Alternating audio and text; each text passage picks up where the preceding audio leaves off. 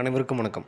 இந்த வீடியோவில் என்ன பார்க்க போகிறோம் அப்படின்னு பார்த்தோன்னா, 6th ஸ்டாண்டர்ட் இயல் 3ல், அதாவது ஃபஸ்ட் டேர்மில் இயல் 3ல் பார்த்தீங்கன்னா ஒளி பிறந்தது அப்படிங்கிற ஒரு லெசன்ஸ் கொடுத்துருக்காங்க. அதில் வந்து நம்ம அப்துல் கலாம் அவர்கள் வந்து காணொலி மூலமாக குழந்தைகளிடம் உரையாடுறதை பற்றி மாதிரி ஒரு வீடியோ, ஒரு லெசனாக இந்த லெசன்ஸ் இருக்குது.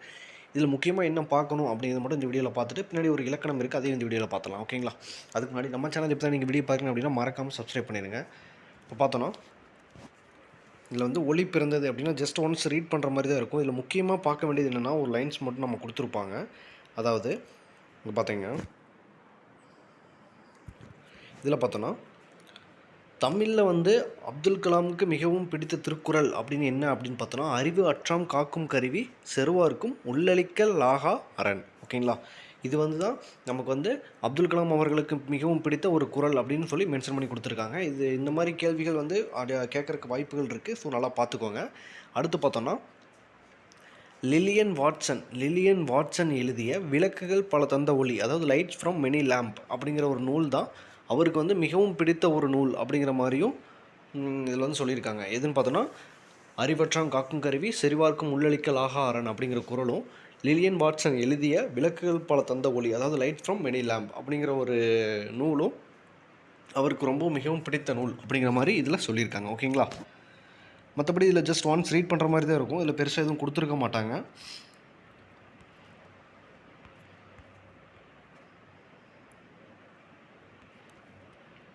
ஜஸ்ட் ஒன்ஸ் மட்டும் நம்ம ரீட் பண்ண மட்டும் விட்டுக்குங்க. இதில் இம்பார்ட்டன்ட்னு சொன்னால் இப்போ நம்ம பார்த்தது மட்டும்தான் இம்பார்ட்டண்ட்டாக இருக்கும். அடுத்து பார்த்தோன்னா இலக்கணமில் பார்த்தோன்னா, மொழி முதல் இறுதி எழுத்துக்கள் அப்படின்னு சொல்லியிருக்காங்க. மொழியோட முதல் மற்றும் இறுதி எழுத்துக்கள் அப்படிங்கிற மாதிரி இருக்குது. ஓகேங்களா? இதில் வந்து மொழி வந்து முதல் எந்தெந்த ஒலிகள் வந்து எங்கெங்கே ஒலிக்கப்படுகிறது அப்படின்னும், மொழிக்கு முதலில் வரும் எழுத்துக்கள், இடையில் வரும் எழுத்துக்கள், இறுதியில் வரும் எழுத்துக்கள், இந்த மாதிரியும் பிரித்து நம்ம கொடுத்துருப்பாங்க. சரிங்களா? இதில் வந்து மொழி முதல் எழுத்துக்கள் அப்படின்னு பார்த்தோம் அப்படின்னா, மொழி அப்படிங்கிறதுக்கு வந்து சொல் அப்படிங்கிற பொருள் இருக்குது. இது வந்து ஆல்ரெடி கொஸ்டின்ஸில் வந்து நமக்கு ப்ரீவியஸ் கொஸ்டின்ஸ் கேட்டிருக்காங்க. மொழி அப்படிங்கிறதுக்கு வந்து சொல் அப்படிங்கிற ஒரு பொருளும் இருக்குது. ஓகேங்களா? இதில் வந்து எந்தெந்த மொழிகள், எந்தெந்த எழுத்துக்கள் வந்து எங்கெங்கே ஒலிக்கும் அப்படிங்கிற மாதிரி இதில் நம்ம முக்கியமாக கொடுத்துருக்காங்க. இது வந்து நமக்கு வந்து அதாவது சென்டென்ஸ்லேருந்து நமக்கு கொஸ்டின்ஸ் கேட்கலாம். ஓகேங்களா? இதுலேருந்து சரியான கூற்றை எழுதுக அப்படிங்கிற மாதிரி சொல்லிட்டுருக்கலாம். ஒரு 4 சென்டென்ஸ் கொடுத்து இதுலேருந்து சரி அப்படிங்கிற மாதிரி கூட கொஸ்டின்ஸ் இதுலேருந்து வரலாம். ஓகேங்களா?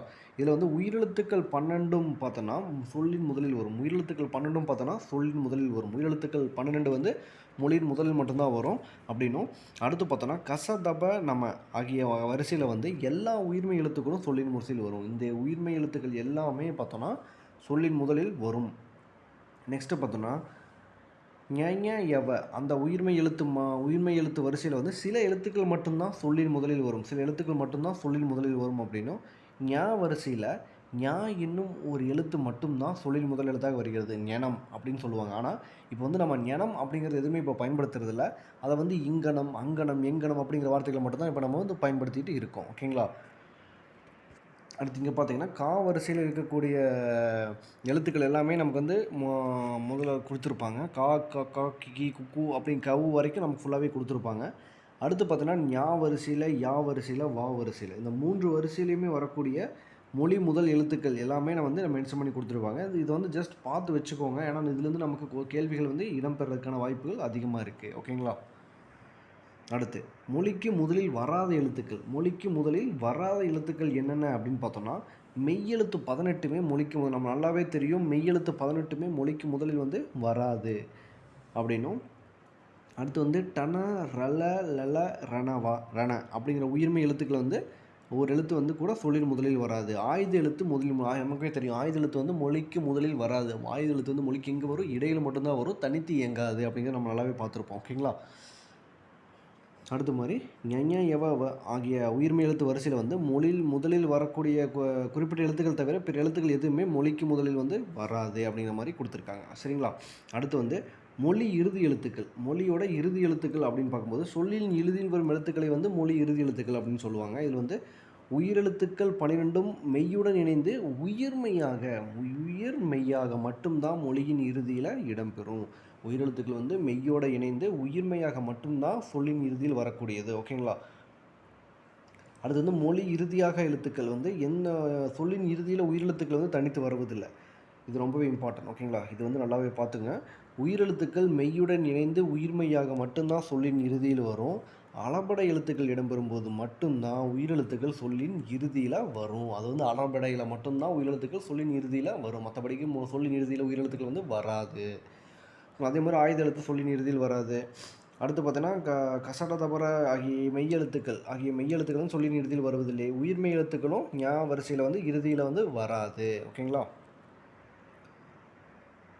அடுத்து பார்த்தோம்னா, சொல்லின் இடையில் வரும் எழுத்துக்கள். சொல்லின் இடையில் எது வரும் அப்படின்னா, மெய்யெழுத்து 18ம் சொல்லின் இடையில் வரும்.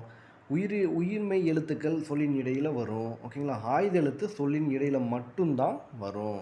ஓகேங்களா? அடுத்து பார்த்தோம்னா, பாக்ஸில் கொடுத்துருக்காங்க பாருங்க. அளபெடையில் மட்டுமே உயிரெழுத்துக்கள் சொல்லின் இடையில் வரும். அளபெடை பற்றி அடுத்த வகுப்புல பார்த்துக்க சொல்லியிருக்காங்க. இப்போ வந்து என்ன சொல்றாங்க, அளபெடையில மட்டும்தான் உயிரெழுத்துக்கள் வந்து சொல்லின் இறுதியில வரும். ஓகேங்களா? ஓகே. ஜஸ்ட் இது முக்கியமான நான் சொன்னது மட்டும் நல்லா பார்த்து வச்சுக்கோங்க. கொஸ்டின்ஸ் நம்ம கேட்கும்போது உங்களுக்கு அட்டெண்ட் பண்ணுறதுக்கு ஈஸியாக இருக்கும். ஓகேங்களா? ஓகே. அவ்வளோதாங்க. இப்போ 6th ஃபஸ்ட் டேர்ம் முடிஞ்சுச்சு. இனி அடுத்து வந்து 6th செகண்ட் டேர்மில் அப்போ அடிக்கடி கன்டினியூஸாக வீடியோஸ் கொடுக்கலாம். நீங்கள் இப்போ தான் பார்க்குறீங்க அப்படின்னா, நான் சொல்கிற இம்பார்ட்டன்ட் மட்டும் நல்லாவே நோட் பண்ணிக்கோங்க. அதை மட்டும் திருப்பி நீங்கள் பார்த்தாலே போதும். நமக்கு வந்து உங்களுக்கு வந்து இதில் சென்டென்ஸ் நிறைய வாக்கியங்கள் கொடுத்து எழுது சரி அப்படின்னு கூட கேட்கலாம். இந்த கூற்று சரியானது அப்படின்னு கூட கேட்கலாம். இந்த மாதிரி கொடுக்கும்போது நமக்கு வந்து இதெல்லாம் பார்த்து வச்சுக்கிறது ரொம்பவே இம்பார்ட்டன்ட். ஓகேங்களா? ஓகே. இந்த வீடியோ உங்களுக்கு யூஸ்ஃபுல்லாக இருந்தால் மறக்காம லைக் பண்ணுங்கள், ஃப்ரெண்ட்ஸ் ஷேர் பண்ணுங்கள். இன்னும் வீடியோ சந்திப்போம். தேங்க்யூ.